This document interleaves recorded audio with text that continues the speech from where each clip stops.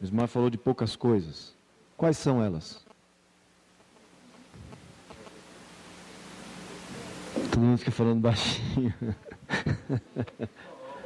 Ei, fala alto, isso aí. Fala com convicção aí.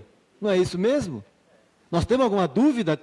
Essas poucas coisas é o quê? É o que a igreja evangélica está falando aí? Misericórdia.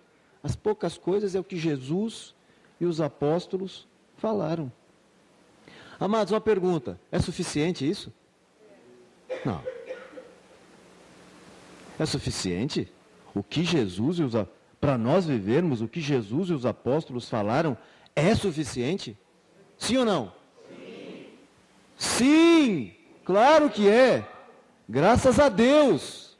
E que seja sempre para nós suficiente. Nós não precisamos de mais nada. Amados, aproxima-se o dia, eu não sei quanto a vocês, mas eu particularmente creio, e creio que vocês creem comigo, que aproxima-se o dia, dos finais aí, o surgimento do homem da iniquidade, que nós chamamos de anticristo, mas a Escritura não fala de anticristo, a Escritura fala do homem da iniquidade, mas eu entendo quando vocês falam de anticristo. O surgimento do homem da iniquidade, que muito provavelmente a Escritura não será tirada das mãos. Muito provavelmente. E o que restará? Você pode imagine uma situação que só pudéssemos ficar em nossas mãos, nós não podíamos ficar com a Bíblia na mão.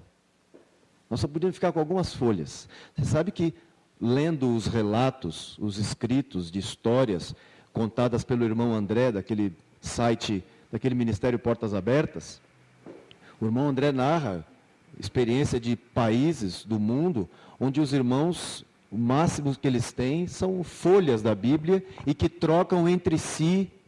Os irmãos, eu fico um tempo com uma folha da Bíblia, depois eu troco com o Luiz dá aquela folha dele para mim, e eu dou a minha para ele, depois troco com outro irmão, e é uma maneira de nós irmos lendo a Bíblia, que os irmãos fazem. E depois de decorar. Então, e nós não conhecemos essa realidade. Mas imagina, amados, que nós, aqui no Brasil, ou nos países do Ocidente, nós vivêssemos essa realidade. E nós só pudéssemos ficar na mão, ter nas nossas mãos poucas folhas da Bíblia. Nós poderíamos dizer que o Sermão do Monte, não vou nem dizer os evangelhos, porque já seria muita folha, né? Mas o Sermão do Monte, amados, Mateus 5, 6 e 7, não seria suficiente? Com certeza. Com certeza. Nós podemos dizer que ali, naquele Sermão do Monte, está a síntese de tudo que Jesus falou. Essas são as poucas coisas. Amados, o problema da igreja hoje, essa volta que a igreja fica dando, sempre rodando. Olha a história da igreja. Alguns mais novos aqui, talvez não se lembrem, mas os mais velhos vão se lembrar. Eu estava fazendo uma pequena lista ali, de modismos pelos quais a igreja já passou. Quem não se lembra da moda de expulsar demônio de crente? Que se fazia reunião para expulsar demônio dos irmãos. Irmãos tinham algum problema de pecado, a resposta era o quê? O Haroldo está ali cutucando Jéssica, você passa. Passa. Liberação. Liberação. Quem não se lembra disso? Os mais antigos aí, Haroldo, Gerson, eu. Só vocês, né? Cair no espírito. Nós não tínhamos nem aprendido a andar. Sequer aprendemos, eu não sei se até hoje a gente aprendeu a andar no Espírito. Mas a igreja entrou nessa de cair no Espírito. Não é? Dentes de ouro. Quando lembra do dente de ouro? E por favor, eu não estou aqui, amados. Eu até acredito que teve alguma coisa que Deus em algum momento fez na vida de alguém, algo genuíno. Mas qual foi o problema da igreja? Como sempre é, a moda. E de querer reproduzir aquilo. Estava numa reunião, de repente um irmão recebeu um milagre lá, estava precisando fazer um tratamento dentário, não tinha condição, alguém orou por ele e Deus fez uma restauração. E Deus, como sempre faz, perfeito, fez logo de ouro. Né? Eu, se quiser, tenho que fazer de amálgama, ou juntar muita grana para poder dar uma arrumada. Mas Deus fez e restaurou de ouro. Amém, glória ao Senhor, levante a mão ao céu. Agora, o que a igreja quer fazer? A igreja está na moda e quis reproduzir. Essa nós passamos, hein, William? Você lembra disso, né? Guerra espiritual, amarrar os demônios da cidade. Eu me lembro de nós orando pelo demônio do Santo Antônio, lá de Osasco. E quem somos nós, gente? Mamar. Lembra do Mundo Tenebroso, daquele livro? Meu Deus, eu li mais esse livro que a Bíblia. Amados, e as mais atuais agora? E que já estão há algum tempo aí. Esse ensino sobre esse outro evangelho, esse evangelho do inferno, que fala sobre prosperidade. Hoje, a vida espiritual de irmãos é medida pelo tipo de carro que ele tem, pela marca da roupa que ele usa, pelo valor da conta bancária dele. Alguém disse, eu tenho certeza que alguém disse que a vida de um homem... Vocês lembram que alguém disse uma coisa dessa? Ele falou assim, a vida de um homem não consiste na abundância das coisas que ele possui. Alguém disse isso. Quem será que foi? Hoje nós temos as coreografias. Gente, eu fico imaginando Jesus numa reunião com os apóstolos e um tanto de moça, de discípulas, sempre com umas roupinhas assim, toda esvoaçante, dançando, como é que chama? Voal, não é? Amados, lamentavelmente, sabe por que nós estamos rindo? Porque esse negócio é ridículo. E sabe por que é ridículo?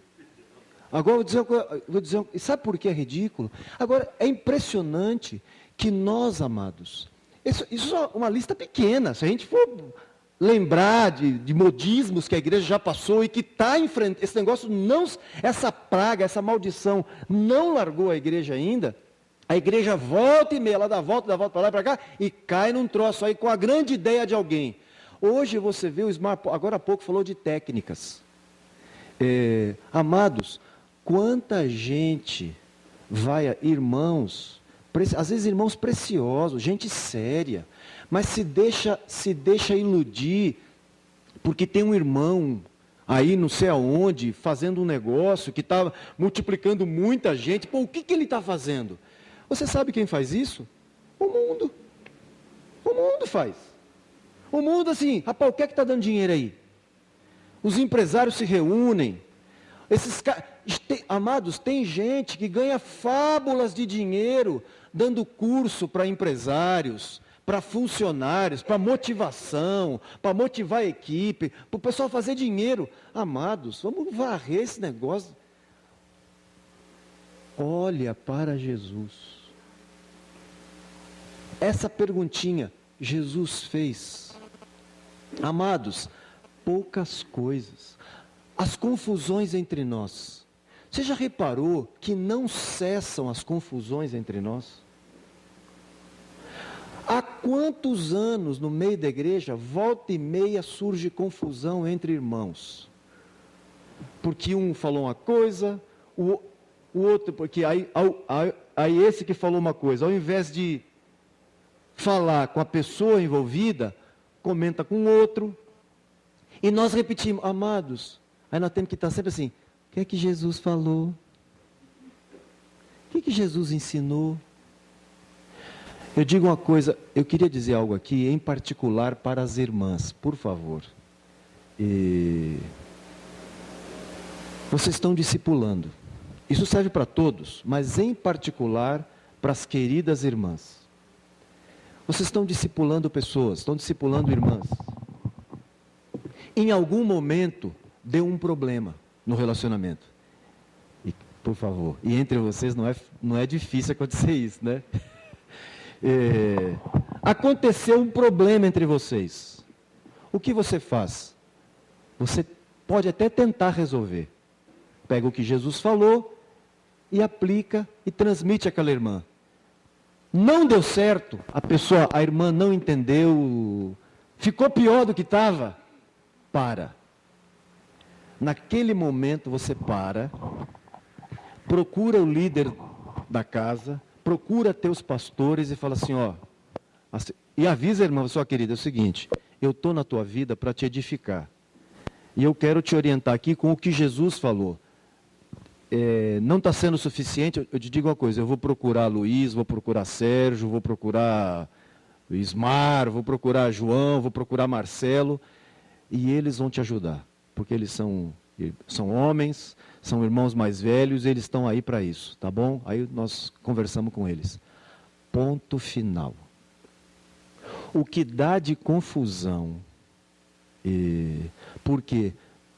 Porque entre as irmãs, porque surge uma situação, dá entre os irmãos também, por favor, eu estou dizendo entre as irmãs, e a tentativa de resolver dá um bororó, sabe por quê? Porque foge daquilo que Jesus falou.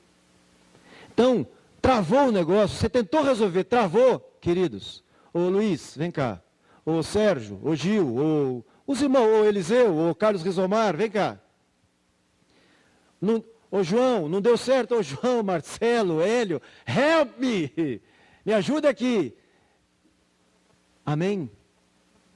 Amados, fiquemos com o que Jesus falou. Essas poucas coisas são o que Jesus falou. E nunca foi tão necessário e tão urgente nós ficarmos com essas benditas poucas coisas. Nós não precisamos de uma infinidade de coisas para andar com o Senhor. Nós precisamos do que Jesus falou. Faça sempre a pergunta um ao outro. Jesus falou para fazer isso? Nós vimos Jesus fazendo isso? Ô João, por que nós estamos fazendo isso? Porque eu não vejo Jesus fazendo. Pode perguntar, diga. Amém? Mas eu queria que, se os irmãos têm perguntas, têm acréscimos para falar em cima de que Ismar está falando, do que eu estou falando aqui, dessas poucas coisas, se quiserem fazer, façam agora.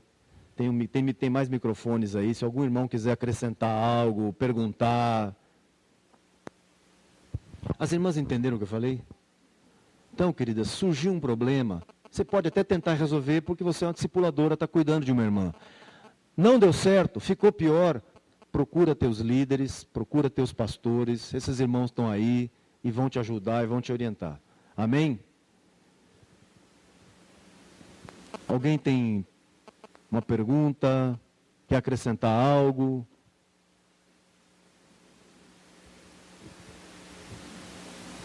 Que hora nós temos aí?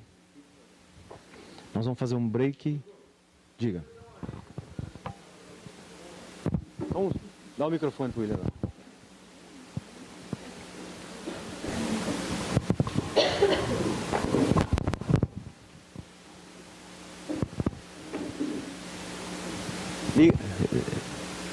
Tá ligado, William?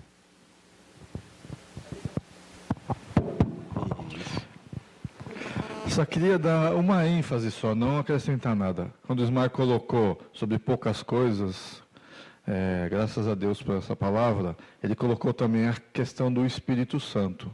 Eu queria só dar ênfase nisso. Quando nós lemos o livro de Atos e analisamos a vida da igreja primitiva, em muitos textos, não em poucos, tem uma ênfase. E todos estavam cheios do Espírito Santo. Em outras palavras, dizem, todos havia abundante graça. E o Espírito Santo encheu a todos. E o Espírito Santo se derramou sobre todos.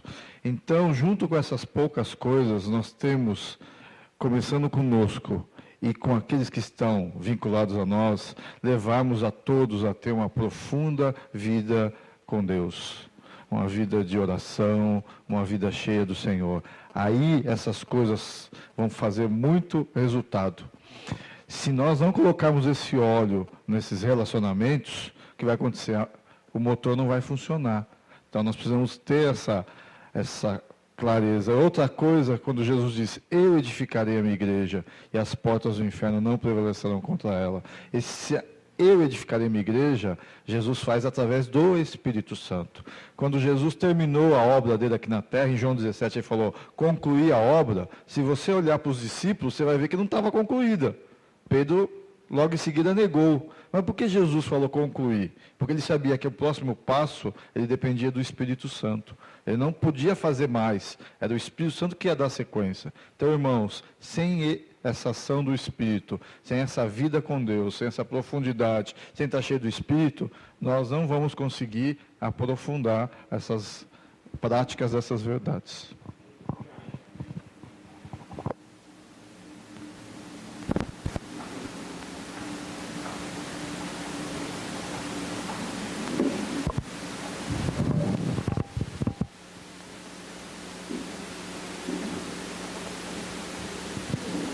Mais algum irmão ou irmã? As irmãs também podem falar.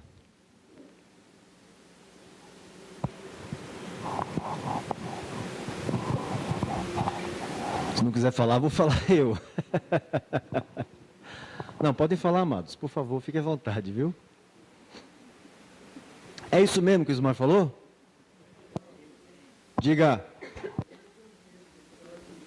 Tem que levantar para todos poderem ir, porque é um lugar aberto. Por favor, Ivone.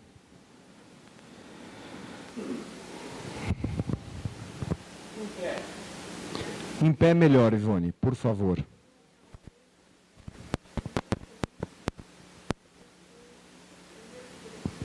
Primeiro, liga o microfone aí, Ivone. Oi. Isso.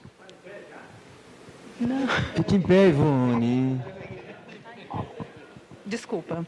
1 Coríntios 8:2. Dentro do que o Ismar falou, é só um texto que está confirmando, né? Fala assim, começa do 1, a segunda parte. Como se diz, todos temos conhecimento, porém esse tipo de conhecimento enche a pessoa de orgulho, mas o amor nos faz progredir na fé.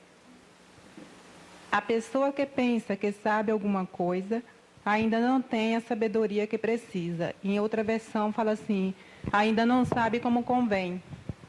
Só sabemos mesmo à medida que praticamos. Amém, Ivone. É isso mesmo. 1 Coríntios, é que ela leu na versão, deve ter sido na nova versão da linguagem de hoje. Por isso. O saber ensoberbece, mas o amor edifica. Aqui a gente grava a tradução atualizada, né? Mas é esse texto aí, é isso mesmo. Amém. Jesus é suficiente, amados? Tudo que Jesus falou é o que nós precisamos para viver como igreja?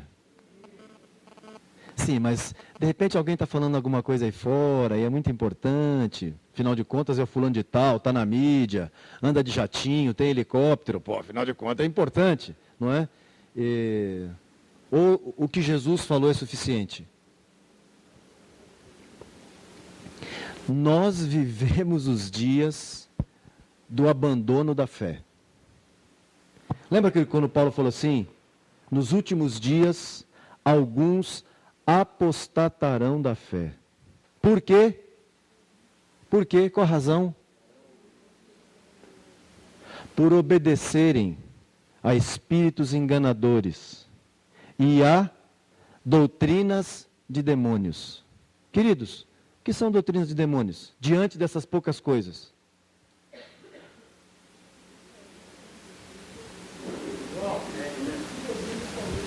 Fala. Tudo que é diferente do que Jesus falou, dessas coisas. O que é ensino de demônio? O que Jesus não falou. Não, mas é importante a liberação. Há irmãos que têm demônios, temos que orar por eles. Onde é que está escrito isso? Quando que Jesus falou sobre isso? Não, mas a música e ter umas irmãs dançando, bailando para lá e para cá, isso é importante. Você pode imaginar uma reunião com Jesus, os apóstolos, e alguém com aquela papagaiada? Amados, entendam o que eu vou dizer, por favor. Não sei nem se merecia gravar isso.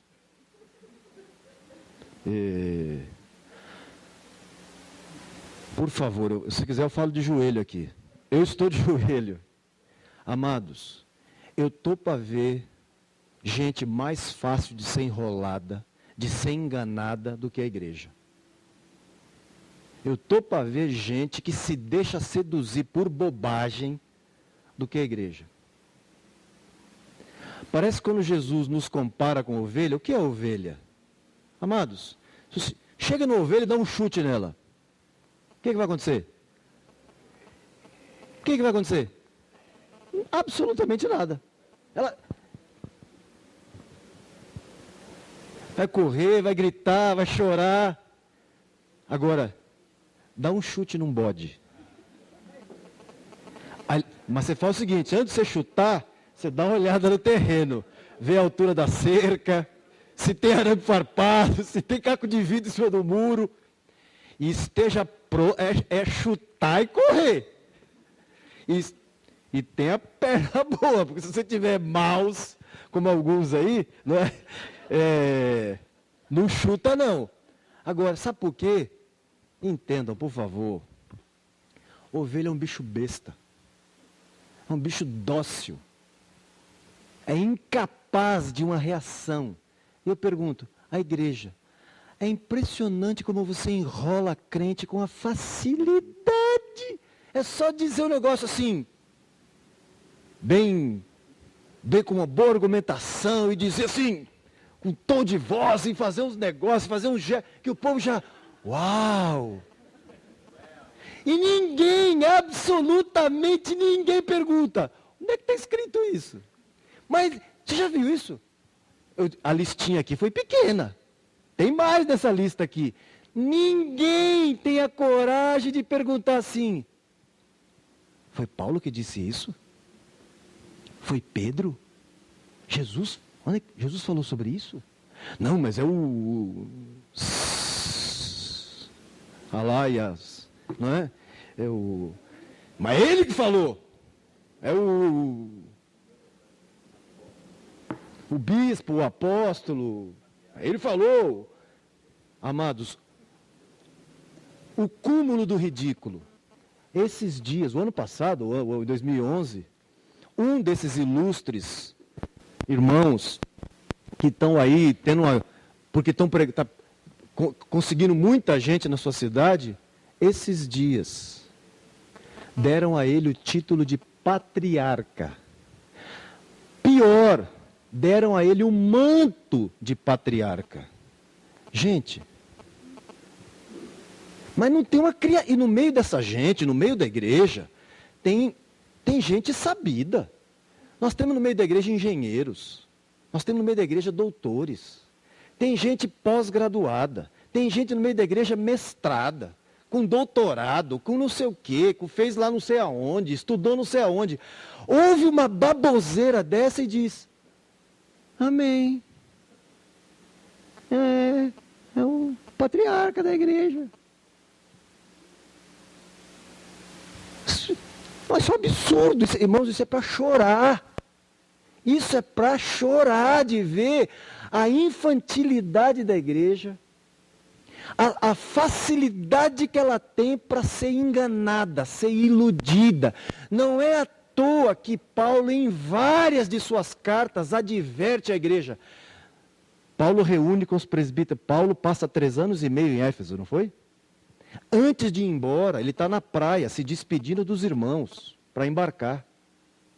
Passou 3 anos e meio com eles, e diz, olha, noite e dia eu não cansei de anunciar a vocês todo o conselho de Deus.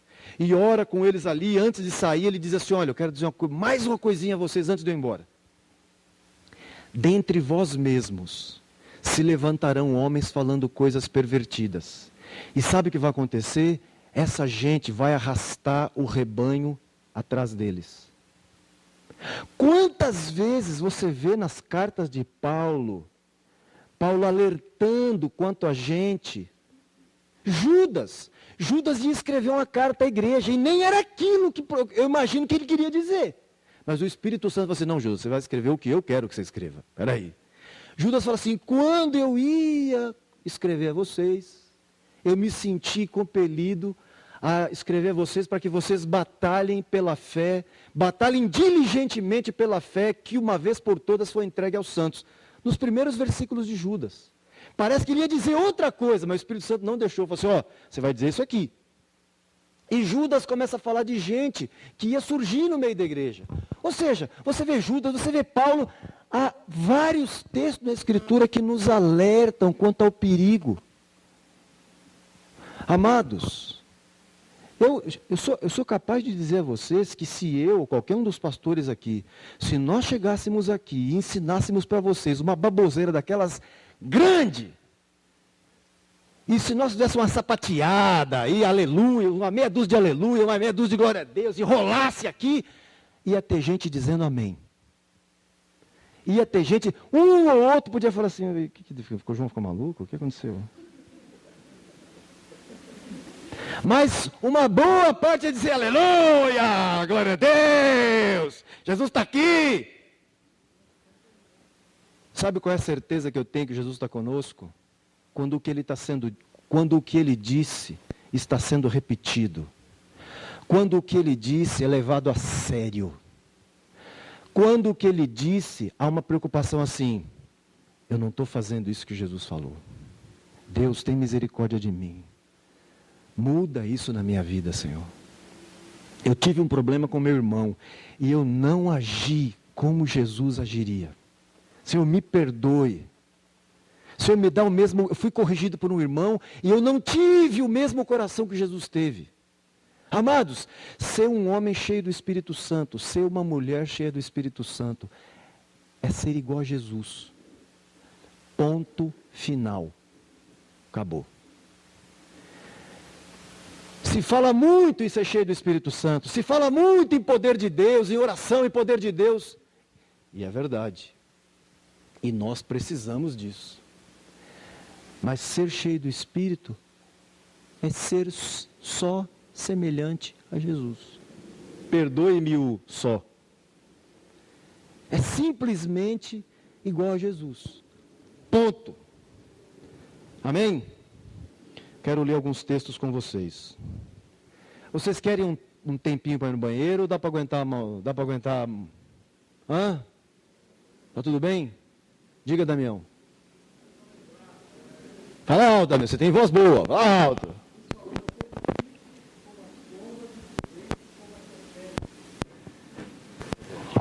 Sede simples como as pombas e prudente como as serpentes, cooperando com o que você falou, né? E em outro texto, Jesus fala que os filhos do mundo são mais prudentes em suas gerações do que os filhos do reino, da luz, né? Mais ou menos assim o texto. E eu estava ouvindo uma pregação do Marcos uma vez, se não me engano do Marcos, e ele falava que o inimigo às vezes ele se levanta no meio da igreja, ele não vai se levantar falando contra aquilo que Jesus está ensinando. Ele pega o microfone lá, um irmão pega o microfone e vai dizer, olha, Deus fala sobre santidade, Jesus fala sobre santidade, então vocês têm que ser santos mesmo. Mas aí o Marcos comenta, só que aí ele vai acrescentar algo. Ele vai dizer, olha, agora eu vou dizer para vocês como vocês devem ser santos. E aí que está o problema. Então ele não contradiz assim de uma forma aberta aquilo que Deus está falando. E a Bíblia diz que Satanás é o sedutor, é o enganador. Jesus fala que um pouco de fermento leveda toda a massa. Uma pitadinha de veneno no meio de uma comida muito gostosa faz uma grande diferença. Então, aquela coisa que Satanás coloca muitas vezes é algo extremamente bom. Você vai analisar o conteúdo da pregação daquela pessoa, ela prega textos bíblicos com uma clareza, com uma definição. Você olha assim, você vai, puxa, isso é de Deus, porque o camarada está falando de Deus de uma forma, com entendimento, com uma visão esplêndida a respeito do reino de Deus. Só que ali no meio daquilo tudo, ele coloca mentiras, venenos, pitadinhas de veneno, fermento. Então o inimigo ele é astuto, ele conhece muito bem a palavra, e quando ele transmite a palavra, quando ele usa pessoas para transmitir a palavra, ele transmite com muita clareza, com muita definição, com muito teatro, com muita unção falsa do Espírito Santo. Se possível for, Jesus advertiu também, Jesus sempre nos adverte, né? enganaria até os escolhidos. Então, é uma coisa para a gente ficar muito atento. Essas pitadinhas de veneno são terríveis e é o que faz a diferença toda nesses enganos que a gente vê por aí. Muito obrigado, Damião. Amados, nenhum de nós foi imunizado quanto a heresias. Nenhum de nós. Não existe vacina para isso. Aliás, existe. Existe algo assim que é preventivo. O que é preventivo? Olha para Jesus. Fica olhando para Jesus, não tira os olhos dele. Vai ter um tanto de coisa acontecendo ao seu redor. Um tanto de gente falando, um tanto de coisa, fala para aqui, fala dali, faz isso, faz aquilo. E você fica quietinho com Jesus. Sabe esse texto que acho que o Fernandinho estava orando, ele citou esse texto de Maria, de Marta e Maria. Uma correndo para lá e para cá e a outra sentada aos pés de Jesus. Nós temos que ficar assim, quietinho ali, ouvindo Jesus. Essa é a melhor parte. Porque, eu vou te dizer, e daqui para o fim, isso tende a intensificar. Jesus falou que que surgiriam falsos cristos, falsos profetas, e a gente acha assim, não, eu sou enganado, eu não. Pode ser enganado ele e tal, eu não. Queridos, qualquer um de nós pode ser enganado.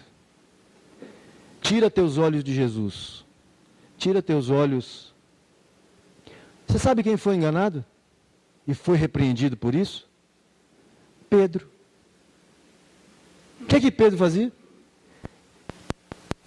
Ele estava com os gentios, ele agia como se fosse um gentio. O miserável, quando estava com os judeus, como é que ele fazia? Agia como os judeus.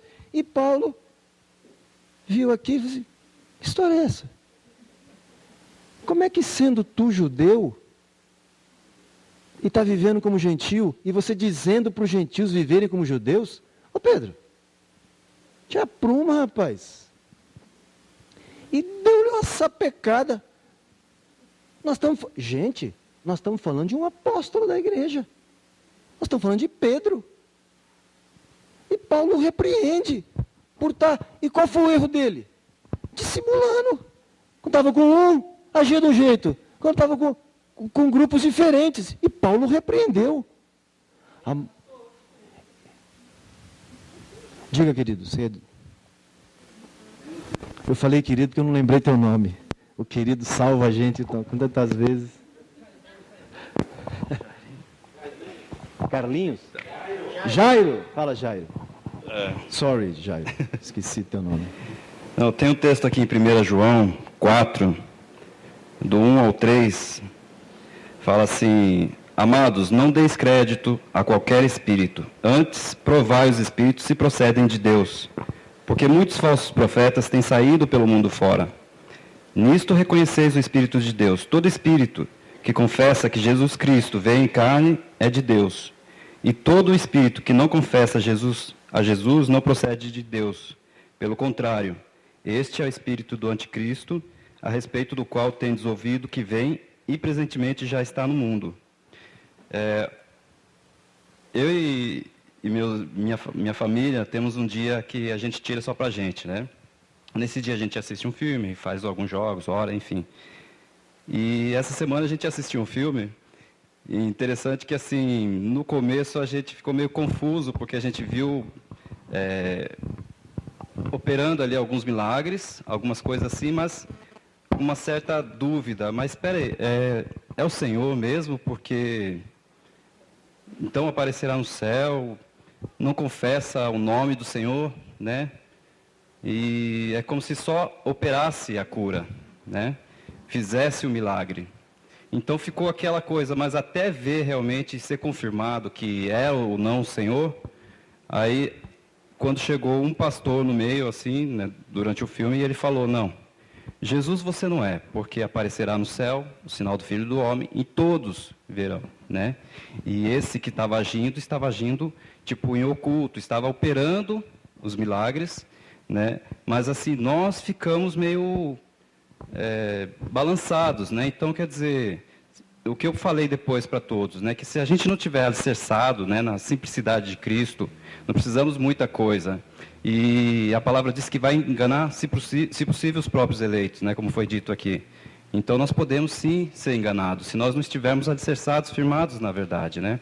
Na simplicidade de Cristo. Quer dizer, o que ele disse? Que aparecerá no céu e todos verão, né? E vai vir o espírito do erro, como eu li aqui, que já está no mundo, vai estar agindo, né? Fazendo as mesmas coisas.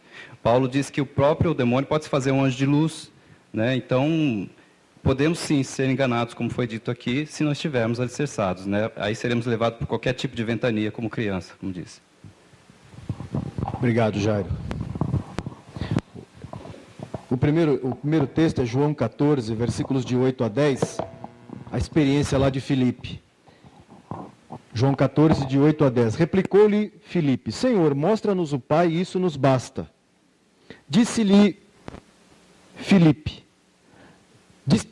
disse-lhe Jesus, Filipe, há tanto tempo estou convosco, e não me tens conhecido? Quem vê a mim, vê o Pai. Como dizes tu, mostra-nos o Pai? Não crês que eu estou no Pai e que o Pai está em mim? Quem vê a mim, vê o Pai. Como Deus se revelou ao mundo? Em Cristo.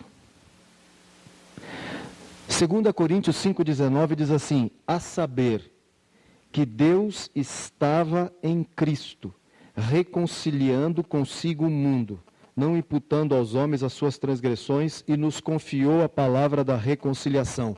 A saber, que Deus estava em Cristo. Amém? João 6, versículos de 66 a 69. Um texto que foi citado, oraram sobre esse texto aqui hoje de manhã. À vista disso, muitos de seus discípulos o abandonaram e já não andavam com ele. Então perguntou Jesus aos 12: porventura quereis vós também retirar-vos? Respondeu-lhe Simão Pedro: para quem iremos? Tu tens as palavras da vida eterna, e nós temos crido e conhecido que tu és o Santo de Deus. Para quem iremos? Para quem iremos? Amados, se nós nos detemos nos modismos da igreja, nas tendências da igreja, nas ênfases da igreja hoje, sabe o que nós vivemos? Sabe o que nós seguimos? Uma religião. Nós temos uma religião. Nós não dizemos, quando alguém pergunta, de que igreja que você é? Qual a sua religião? O que é que você responde? Qual é a sua resposta? Eu não sigo uma religião. Eu sigo uma pessoa. Nós somos discípulos de uma pessoa. E o que o discípulo faz? O que vê o mestre fazer. Para quem iremos? João 17:3. E a vida eterna é esta, que te conheçam a ti, único Deus verdadeiro, e a Jesus Cristo, a quem enviaste. E a vida eterna é esta, que te conheçam a ti, único Deus verdadeiro, e a Jesus Cristo, a quem enviaste. Marcos 3, versículo 14. Então designou 12 para estarem com ele e os enviar a pregar. Antes de sermos enviados a pregar, o Senhor nos chama para estar com ele. Amém? Hebreus capítulo 1. Havendo Deus outrora falado aos nossos pais de muitas maneiras, aos pais pelos profetas, nesses últimos dias nos falou pelo Filho. Por favor, esses dias eu não lembro com quem eu conversava, e eu citei esse texto, esse irmão falou, pois bem, João, hoje ele não fala mais para Jesus, hoje assim, porque fala que nos falou, hoje ele nos fala por meio do Espírito. Eu falei, não! Não, apaga aí. Nesses últimos dias nos falou pelo Filho, é hoje, agora, nesse exato momento, dia 17 de março de 2013, é isso mesmo? 17 de março de 2013, às 11 horas e 13 minutos da manhã, Deus continua nos falando pelo Filho. Pelo Filho. É claro que Ele nos fala pelo Espírito Santo, mas como é que Ele nos fala pelo Espírito Santo? Por meio do Filho. Pronto. É Cristo. Nos fará lembrar. O que o Espírito Santo faria? Ele nos fará lembrar tudo o que Jesus disse, porque eu não dou conta de lembrar tudo que Jesus disse. É impossível. Como? Eu tenho o Espírito dele em mim. A vida de Jesus foi replicada em mim, em você.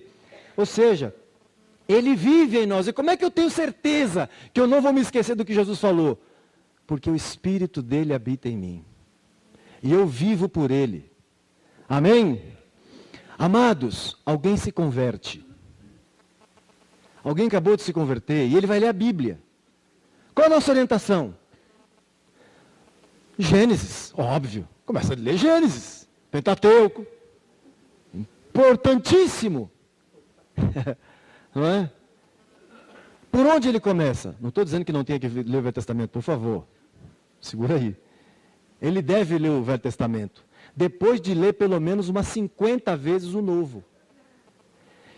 Se encha, perdoe-me a expressão, que ele se entupa do Velho Testamento. Pode dizer isso? Se encher do Novo Testamento, se encher da palavra de Cristo. Depois que ele tiver as palavras de Cristo guardadas no seu coração, gravada no seu coração, ele vai ler o Velho. E é importante ler o Velho. Sabe por quê? Amados, tem uma chave que abre a Bíblia, que destranca a Bíblia e faz você entender ela. Quem é? Cristo. Não é o Espírito Santo. É o Espírito Santo, porque é o Espírito de Cristo. O que o Espírito Santo faz? Tem uma chave.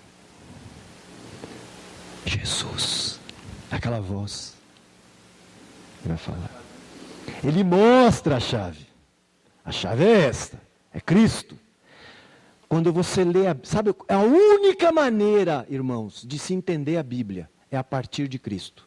Não é impossível entender a Bíblia desassociada de Cristo. Porque o centro da Bíblia é Cristo. Tudo que está escrito na Bíblia foi escrito por causa dele. Aleluia. Então, João, quando Paulo fala a respeito dos judeus, né, que eles não têm, que eles estão presos à lei, e ele fala claramente que quando eles leem, ainda o véu está por cima, porque esse véu só é tirado por meio de Cristo. Conhecendo Cristo vem a revelação. Já é demais, Edivaldo. Que texto é esse aí, Edivaldo? Eu lembrei dele, não está escrito isso aí? Está em Coríntios. Ah, lamber sabão, pô. Ai, lamber sabão, Edivaldo.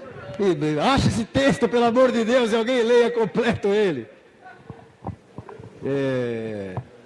Tremendo esse texto, Edivaldo. Tremendo esse texto. Por favor, acha esse texto, vamos ler ele. Acha aí.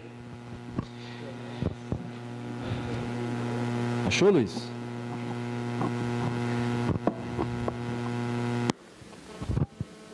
Está posto um véu.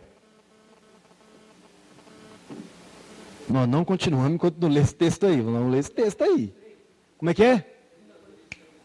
Lê, Luiz. Fica em pé e lê forte, Luiz. 2 Coríntios, capítulo 3. Espera aí, Luiz. Espera aí, Luiz. Espera. Dá ligado o microfone. 2 Coríntios 3. 14? Oh, meu Deus. 14. Tá certo. Vai lá. 13 e 14. Isso. E não somos como Moisés, que punha um véu sobre a sua face, para que os filhos de Israel não olhassem firmemente para o fim daquilo que era transitório. Mas os seus sentidos foram endurecidos, porque até hoje o mesmo véu está por se levantar na lição do Velho Testamento, o qual foi por Cristo abolido. Aleluia! em Cristo foi abolido. Como é que os nossos sentidos se abriram? Como é que nossos olhos foram abertos? Quando nós olhamos para Cristo. Você lê o Velho Testamento agora, você fala assim, agora eu entendi. Amados, isso é interessante, porque fala assim, até hoje, quando ele José, o véu está sobre o coração dele. Quando por exemplo ele se converte ao Senhor, o véu é retirado. Eu vou ler aqui no microfone aqui. Eu vou ler no microfone aqui, Edivaldo, o texto que você acabou de ler, é importantíssimo.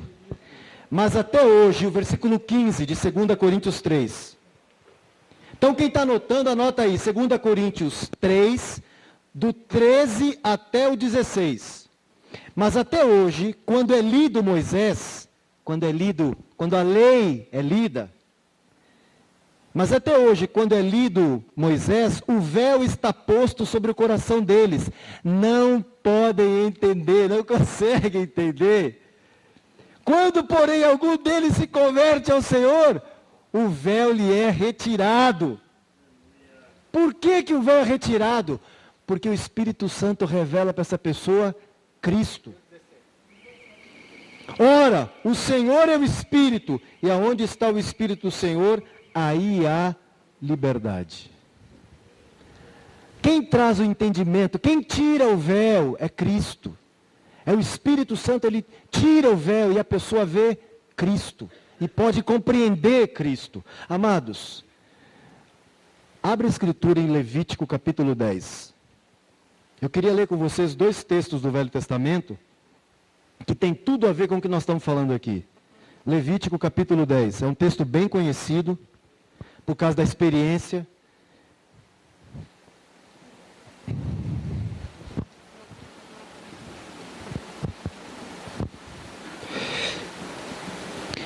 Levíticos capítulo 10, do versículo 1, o versículo 1 e 2. Nadab e Abiú, filhos de Arão, irmão de Moisés. Nadab e Abiú, filhos de Arão, tomaram cada um o seu incensário e puseram neles fogo, e sobre este incenso, e trouxeram fogo estranho perante a face do Senhor, o que não lhes ordenara. O capítulo 9, você lê esse texto, você fala, meu Deus, que fogo estranho foi esse que eles trouxeram? Quando você lê o capítulo 9, todas as instruções do Senhor a Moisés são quanto à maneira de oferecer os sacrifícios. Você tem lá no capítulo 9 todinho, toda a descrição do que Moisés e Arão deveriam fazer e a forma correta, minuciosa, o Senhor dá os detalhes de como eles tinham que oferecer o sacrifício. E o tipo de animal que era, como era o animal, o sangue, as partes do animal que ia ser queimada. E Moisés já chega no capítulo 9, no início do capítulo 9, e fala assim, olha, Deus hoje vai se revelar a vocês. Deus hoje vai falar com vocês. E o Senhor passa a trazer instruções por meio de Moisés aos sacerdotes de como tinha que ser oferecido todos os sacrifícios. Ao final, o que acontece? Deus responde com fogo e queima o sacrifício. Ou seja, aquilo que Moisés tinha dito, que Deus ia se revelar a eles naquele dia, Deus responde com fogo e queima todo aquele sacrifício ali. Ou seja, o que é que Deus estava dizendo com isso? Antes dele responder com fogo, o que ele faz? Eu quero que vocês façam assim, assim, assim, assim, dessa maneira, o animal é esse, o sangue vai ser em tal lugar, e o sacerdote vai vestir isso, vai ser dessa maneira. E ao final, Deus como que autentica o que ele tinha dito. E como ele autentica? Da maneira dele. Da maneira dele. Com fogo. E queimou aquele holocausto. E todo mundo imagina, tu imagina a cena. Todo mundo ali, queima tudo. E aí Nadab e Abiú, 2 desavisados. Pô, esse negócio de fogo é um negócio legal isso aí, né? Que joia, rapaz. Pegaram o incensário deles, Que incensário era esse? Do mundo, que usava no mundo? Não. O incensário que eles usavam para os sacrifícios. Eram utensílios usados no sacrifício diário. Agora tem uma palavrinha aqui. Fala que eles pegaram o incensário, botaram fogo nele e incenso. E fala que saiu fogo e trouxeram, finalzinho, diz assim, finalzinho do assim, e trouxeram fogo estranho perante a face do Senhor, o que não lhes ordenara. Que negócio é esse, o que não lhes ordenara? Porque Deus tinha acabado de responder com fogo ao sacrifício que Arão e os sacerdotes tinham colocado diante do Senhor. Por eles e pelo povo. E agora eles pegam o mesmo fogo que tinham acabado de usar para oferecer sacrifício e Deus autentica de outra maneira. Deus fulmina os dois e mata os dois. E quem eram esses dois? Eram sobrinhos de Moisés, filhos de Arão. Você pode imaginar Arão? Arão tinha acabado de oferecer o sacrifício e ver os dois filhos morrerem ali na frente dele, fulminados por Deus. A Escritura diz aqui que eles ofereceram fogo estranho, o que não lhes ordenara. Por que Deus não aceitou o fogo desses moços? Sabe por quê? Porque eles trouxeram o fogo deles. Inventaram o fogo. Agora, uma coisa interessante. Quando você pega o capítulo 9, Deus tinha acabado de dizer qual é o sacrifício que ele autentica. Qual é o sacrifício que ele responde com fogo. O que é que Deus está dizendo? Ele fala do cordeiro, fala do animal sacrificado, e isso, amados, é uma figura de quem? De Cristo. Sabe o que que Deus está dizendo solenemente, seriamente, e esses moços não entenderam e não levaram a sério isso? Deus estava dizendo o seguinte: a única maneira de você chegar na minha presença e eu não fulminar você é a aliança do sangue. Quando eu ver o sangue, eu não vou fulminar vocês, porque vocês são merecedores de que eu os fulmine. Mas sabe por que eu não vou fulminar vocês? Por causa do sangue, por causa do cordeiro. E eu vou me lembrar que esse cordeiro foi sacrificado e esse sangue foi colocado aí. Em Êxodo capítulo 12. Êxodo 12.